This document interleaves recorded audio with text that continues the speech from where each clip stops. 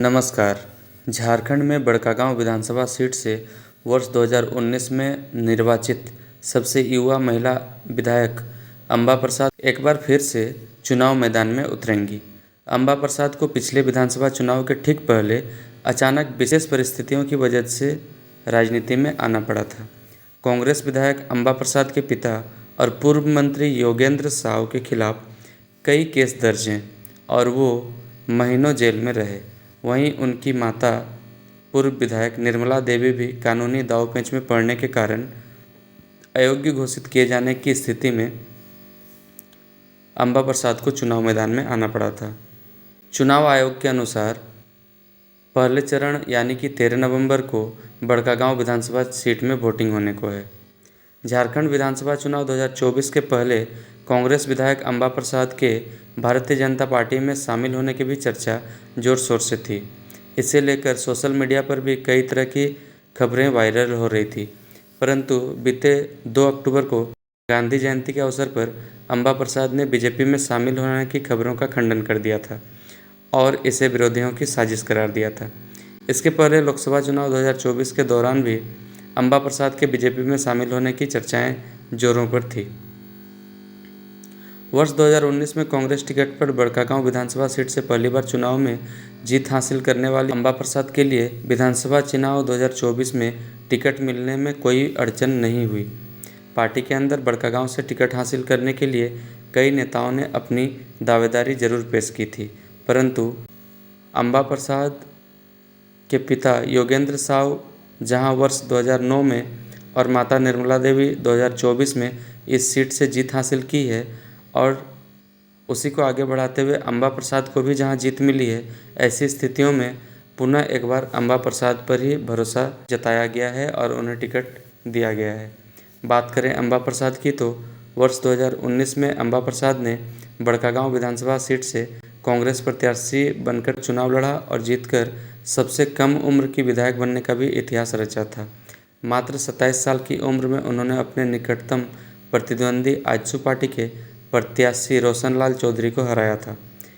बात करें अंबा प्रसाद की तो उन्होंने 12वीं की पढ़ाई डीएवी स्कूल हजारीबाग से पूरी की है।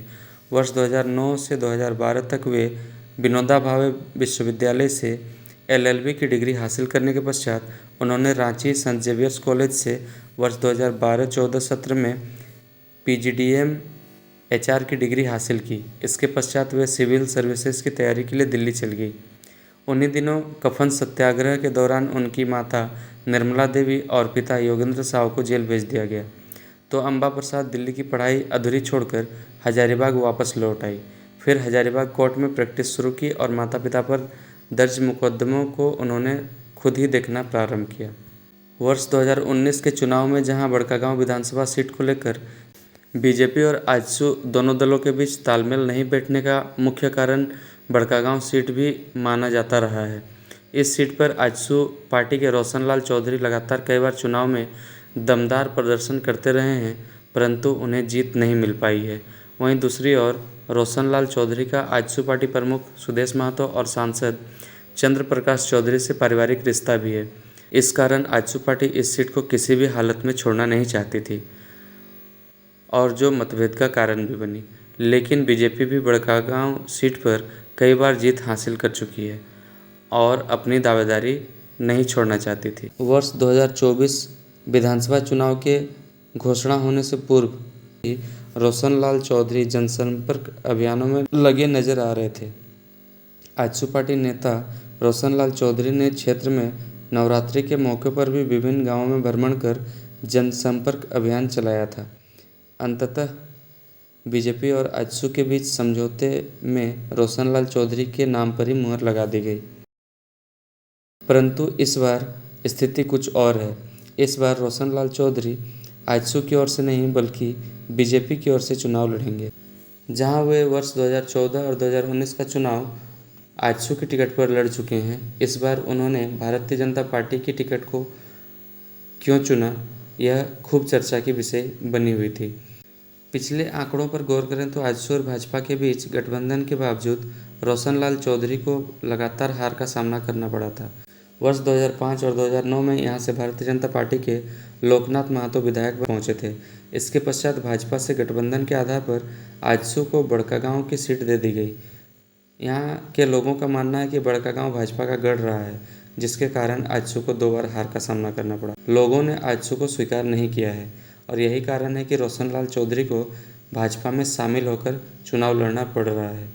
मौजूदा चुनाव की बात करें तो भाजपा समर्थित कार्यकर्ता रोशन लाल चौधरी को स्वीकार नहीं कर रहे हैं। कार्यकर्ताओं का कहना है कि बड़कागांव में कई ऐसे प्रबल दावेदार हैं जिन्हें टिकट मिलना चाहिए था, लेकिन ऐसी स्थिति में भी एक बाहरी उम्मीदवार को टिकट दिया जाना निराशाजनक है।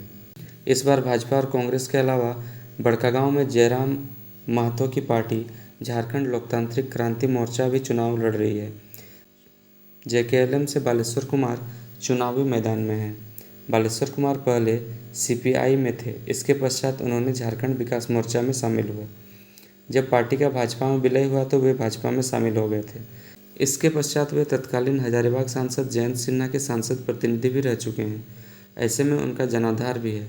इसके अलावा जयराम महतो से नाता तोड़कर संजय महतो ने भी अपनी अलग पार्टी झारखंड बचाओ क्रांति सेवा समिति बनाई है और वे खुद चुनावी मैदान में हैं। वहीं असदुद्दीन ओवैसी की पार्टी एआईएमआईएम से मोहम्मद समीद चुनावी मैदान में हैं। सीपीआई से अनिरुद्ध कुमार भी चुनाव लड़ रहे हैं। बड़कागांव में इस बार कुल 27 उम्मीदवार चुनावी मैदान में हैं। बड़कागांव में जातीय समीकरण को बेहद खास माना जाता है। विभिन्न जातियों के अपने अलग अलग वोट बैंक हैं जो इस चुनाव में हार जीत तय करते हैं। खासकर एससी, एसटी, कुड़मी, मुस्लिम और वैश्य समुदाय का इस इलाके में खासा प्रभाव है। बात करें लोकसभा चुनाव 2024 की तो हजारीबाग संसदीय सीट से बढ़कर कांग्रेस को तगड़ा झटका लगा था, जहां बीजेपी प्रत्याशी मनीष जायसवाल को 1,33,000 से अधिक वोट मिले थे। वहीं कांग्रेस प्रत्याशी जेपी पटेल को लगभग 75,000 वोट से ही संतोष करना पड़ा था। बड़कागांव विधानसभा सीट से वर्ष 2009, 2014 और 2019 से एक ही परिवार का कब्जा रहा है। वर्ष 2009 के चुनाव में कांग्रेस टिकट पर योगेंद्र साव विधायक बने थे।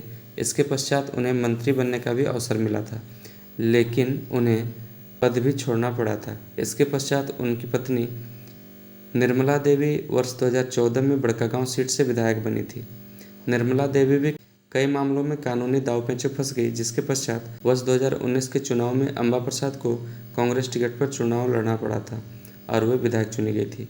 इतिहास की बात करें तो बड़कागांव विधानसभा सीट 1952 के पहले चुनाव में ही अस्तित्व में आया। करीब 2 दशक तक इस सीट पर रामगढ़ राजपरिवार के सदस्यों का दबदबा रहा था। बाद में जनसंघ टिकट पर महेश राव 2 बार चुनाव जीते थे। वहीं सीपीआई के रामेंद्र कुमार और भाजपा के लोकनाथ महतो ने भी इस सीट से 3 बार जीत हासिल की थी। आप सबों को आज का वीडियो कैसे लगा? अपने विचार तथा सुझाव कमेंट बॉक्स के माध्यम से ज़रूर साझा करें। धन्यवाद।